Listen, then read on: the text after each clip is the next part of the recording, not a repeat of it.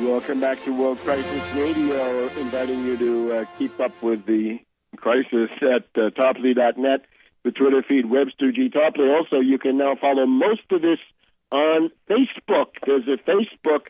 Make sure you get the real one. There are 3 imposter sites that I warn you against, but the real one is now there. You can figure this out soon enough. I'm not selling you any precious metals. There were no scams or any of that. It's simply the political briefing that you've been looking for is now available also on Facebook if you find that more convenient, at least a large part of it. But if you want the gold standard, that's, again, Tarpley.net. So the question of derivatives, the credit default swaps and collateralized debt obligations have clearly got to be outlawed.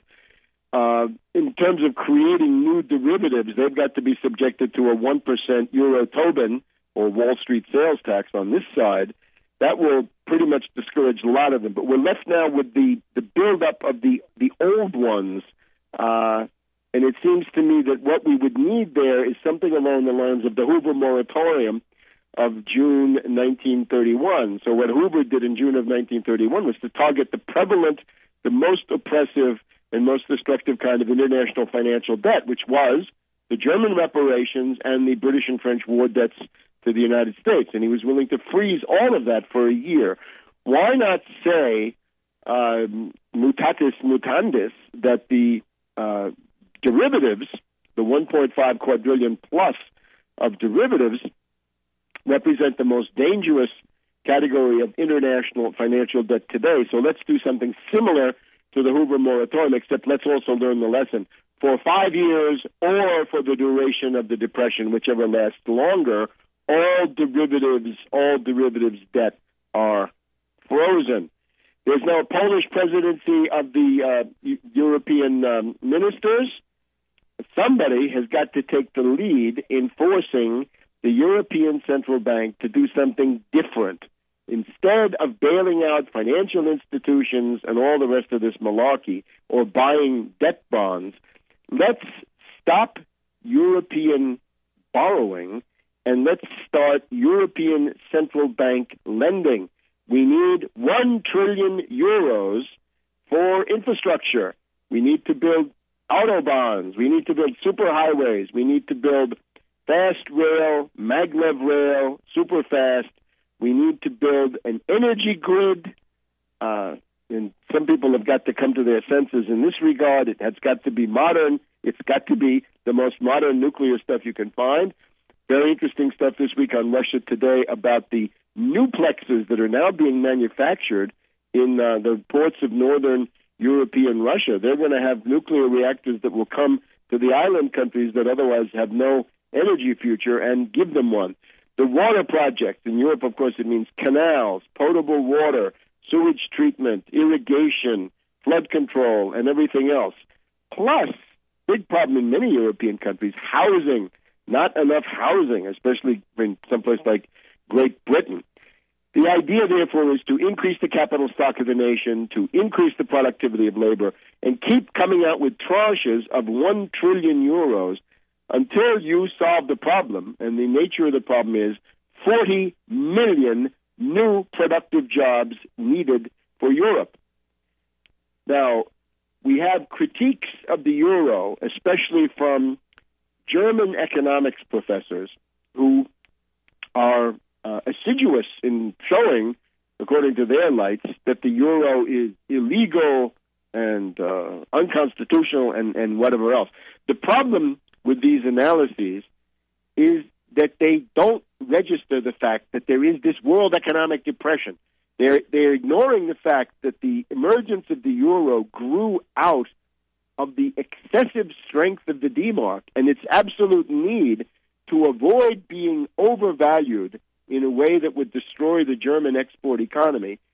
The D-mark had to be inserted in some larger group of currencies. And again, it started with the snake in the tunnel, the European rate mechanism, the grid, and so forth, and eventually that became the euro. This didn't just come up out of some utopian plan of European integration. It was the absolutely essential, indispensable self-defense of the D-Mark. And if you went back to the D-Mark today, you would have it worth so much, it would go so high, that the entire German export economy would die. And I wonder whether these professors have actually studied this problem. They don't seem to register why the euro got to be the way it is. They don't seem to register that there's a world economic depression. And they don't seem to have an alternative. One of the professors was asked in the past week or 10 days, well, suppose the euro does break up. And he said something like, well, in that part we'll need an alternative, won't we? People will have to go into the streets. Well, I'm sorry. People going into the streets will not come up with the alternative. Take a look at what just happened in Wall Street this past week. Wall Street. Occupy Wall Street. Who occupies Wall Street? Soros is occupying Wall Street. It is a total void. It is essentially a leaderless group, a leaderless affinity group. And if you go up to one of these kids in Wall Street this past week and say, what do you want? What's your program? What are your demands? And he'll say, well, why? Freedom, or we want to belong, or some of them are incapable of formulating any demand. It's simply a list of complaints. They're engaged in groupthink. This is very interesting. From the Indignados of Madrid to the Occupy Wall Street of this past week, we have this groupthink, right? This consensus thinking, which means essentially that nothing can be done. And they say all decisions will be made by the group for the group. This is crazy. That means political debate and everything else dies. So you wonder how is it that both sides of the Atlantic get this groupthink common denominator? Doesn't it look like the hand of Soros and his foundation? I'm afraid so. So that's the problem for Europe. Now, here in the United States, we have some no's. Well, no to Obama. That's number one. Obama is continuing his relentless attack on the social safety net, and this is actually quite striking. The proposal is to prolong the 2% reduction in the Social Security payroll tax, FICA. This is essentially a death on the installment plan for the most important New Deal entitlement, Social Security. And he's doing this surreptitiously. It's a piece of treachery. You're supposed to applaud him for his courage in destroying the medium-term financial solvency of Social Security. Well, we say no.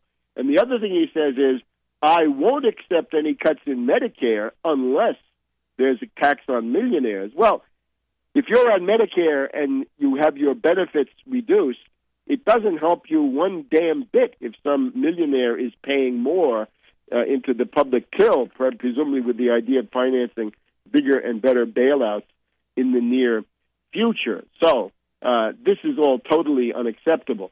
As far as the Republican Party is concerned, I think the Republican Party has revealed itself this past week as a death cult, a party that applauds for the governor who's the champion in capital executions, the party of lethal injection. Remember Congressman Grayson from Florida went down to the well of the House saying the Republican program is die quickly. The Republicans are here to give you the quietus. Well, there it is. And the debate about the coma, I'm afraid, is not very reassuring. There was no ringing endorsement of the supreme value of human life in that context. Rather, you could see the vicious, fascist nature of the Republican crowd as they were willing to applaud for the idea that a destitute person falling into a coma should be allowed to die.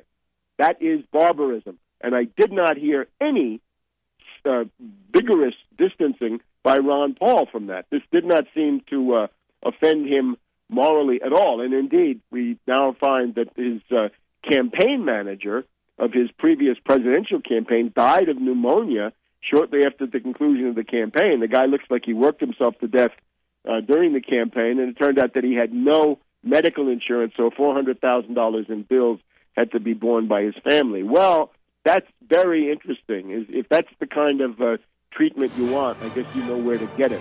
So all of this is the depression and the need for a recovery program. We'll get back to this in a minute on World Crisis Radio.